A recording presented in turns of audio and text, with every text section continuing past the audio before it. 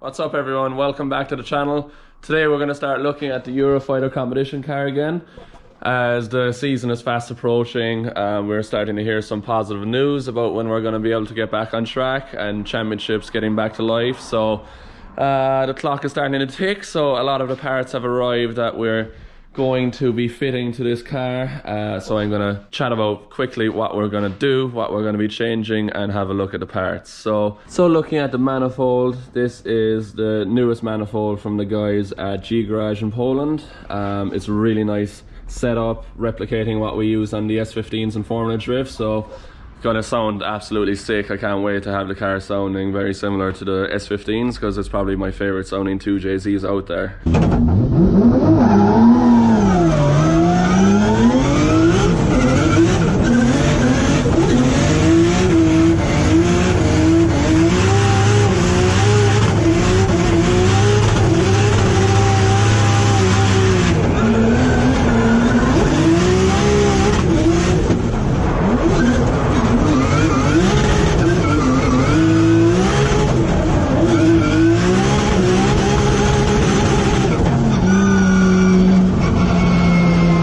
Especially while on the limiter.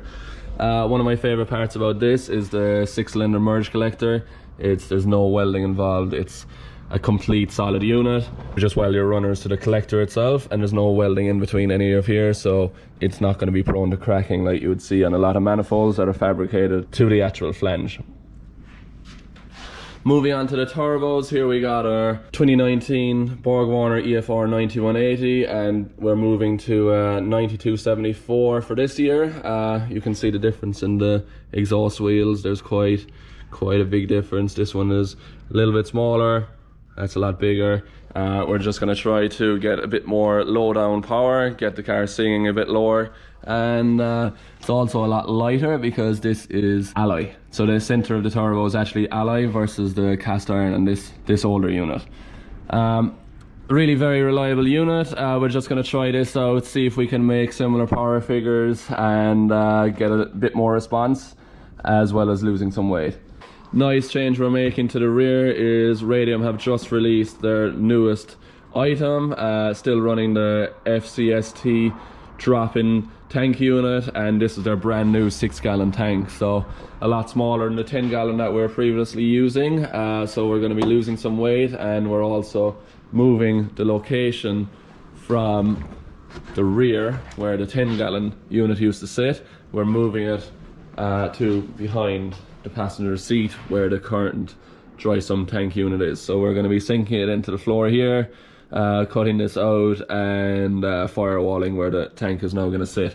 So losing weight, moving it about 4 feet forward and to the left of the car.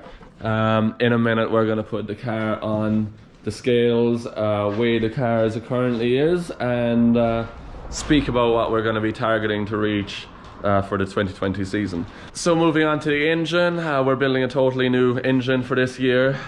Here are a lot of the parts that we're going to be using. A lot of parts from Brian Crower, ACL Race Series bearings, BC connecting rods, ARP main stud and head stud kit, JE pistons. We got the BC valves here, springs and retainers, and pulleys, and BC cams here. So we'll be making another video hopefully in the next few weeks when we're building the new engine, as soon as everything comes back from the machine shop ready to assemble. So yeah, I think we're going to get stuck in a second. Firstly, we'll put the car on the scales, measure the current weight of the car, and then we'll remove the tank, start removing the dry sump tank. We're planning to move the dry sump tank from this location, push it right under the dash as far forward as possible and as low as possible, and then make a firewall around where the tank is going to be sitting for the future. So the aim, like I spoke before, is to change the weight balance of the car, move a few things forward, because the car is currently very rear heavy, which makes it quite hard to slow down on big angle, which I previously spoke about. And yeah, as soon as we're done, we're going to be doing everything here in the workshop, between installing the things in my own workshop here, building the engine at D&M Sport, my brother's workshop up the back. So it's going to be a busy couple of weeks, and I'm looking forward to it. I cannot wait to get behind the wheel of this car again. It's just simply been too long, and hopefully we make a lot of improvements for this year. This is something I love about drifting, is getting stuck in, getting the hands dirty, and this year really gives me a chance to show you guys us getting stuck in, as we have a bit more time than usual. And yeah, I think that's about it for now. Let's get stuck in. So quickly looking at the weight of the turbos, the 9180 is 12.5 kgs and the 9274 is 10 kgs. Well, it was 9.5, but it's 10 now. So I'm gonna top her up with fuel and see exactly what the weight was from last year. Right, so we'll put the car on the scales now, see what it is currently, and then at least we have a baseline of what the car used to be and see what we end up shaving off it.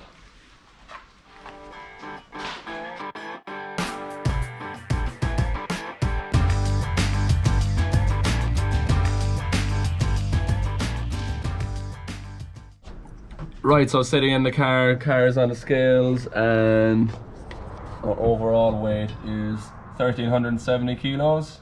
Cross weights are bang on as they were last year, 50-50 cross weights. And let's go to the rear weight. So the front is 48.76, so that means the rear is 51.2, is it? So rear weight is 51.2. So our aim here, by installing the new parts and moving some things around, is to lose a bit of weight from the rear as well as shave a bit of the overall weight off the car. So it's going to be interesting to see the difference after we do all the work and see what new weight we're going to be looking at, how much the balance from front to rear is after changing. So I'm trying to aim for something close to 50-50. I think we'll get pretty close. I'm excited to find out. Right, so I think next up we'll start ripping some of the parts out and seeing what we need to do exactly. Right, so first we're going to pull the fan cowling off it, then remove the tank from here and see what we're left with, and then start moving on to the inside.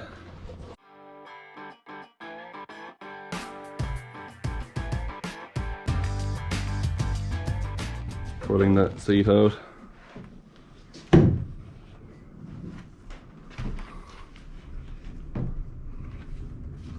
Nice and tight. Yeah, not the easiest one to lift.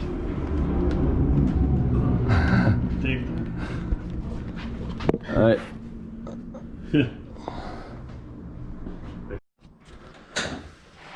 Right, so the old 10-gallon radium cell is out, and you can see the two next to each other here. Big difference in the size.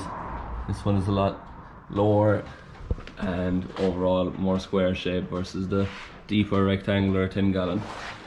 So yeah, it's going to be a lot more space inside here in future. Obviously the fan cowling is out now. We might shave a bit of extra weight by taking some of the unneeded bars out and just leave the overall crash bar in place. Gonna get ripping the inside now, take out the dry sump tank, take out everything that we're not going to be using anymore, and go from there. So last job for today is just remove the dry sump tank from where it used to be, or where it is, and that's going to be the new home for the radium fuel cell.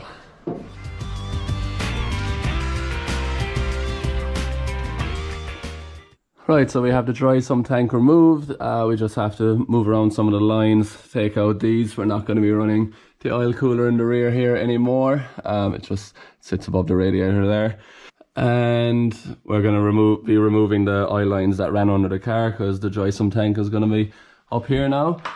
Yeah, so next job really is just to get those small pieces out of the way, and we'll be cutting out the dry sump bracket, making room up here for the new radium fuel cell, and try get mounting. So right, so that's everything from me this week. Hope you guys enjoy this. I'm really looking forward to getting this car finished, getting back on track hopefully in the next few weeks, and we'll be keeping you all updated with our progress and the changes that we do make. So that's it, take care, see you guys soon.